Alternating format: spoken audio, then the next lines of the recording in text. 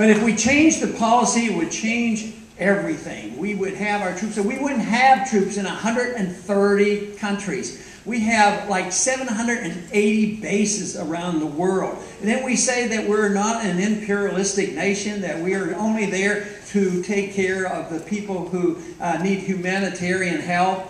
And all of a sudden, you know, people now, I think, are starting to wake up. There is more question, thankfully, about Libya than there has been in a long time, and I hope the American people keep the pressure on Washington so that we don't go and look for another war. We don't need another war in Libya.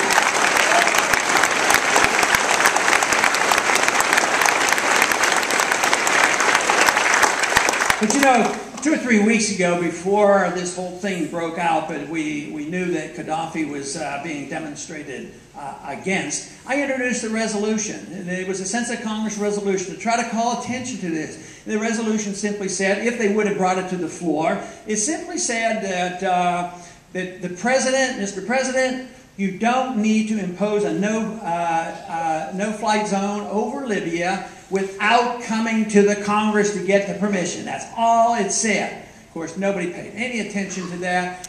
And did he come? Did he take my advice? No, but I wasn't all that surprised that he didn't take my advice either. But he did get his authority.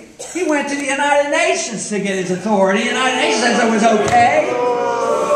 Now there'd be one little piece of legislation, if I could get it passed, and maybe someday it will, we wouldn't have to worry about that, and that would be just to get us out of the United Nations.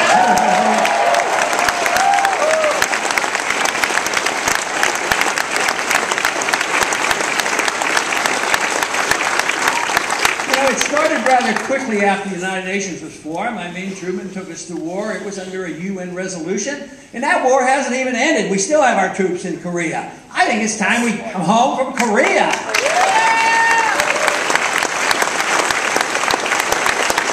And while we're at it, we might as well bring them home from Japan and Germany as long as we bring them home from the Middle East.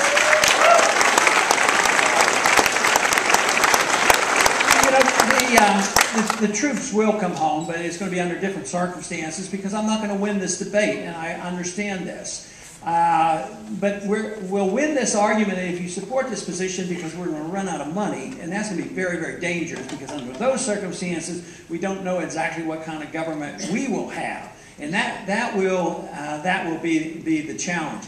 But we need to change our attitudes. We need to change our attitudes about the welfare state. We need to change our attitude about the warfare state. And we need to change our attitude about allowing our federal government to undermine our personal liberties and our personal lives.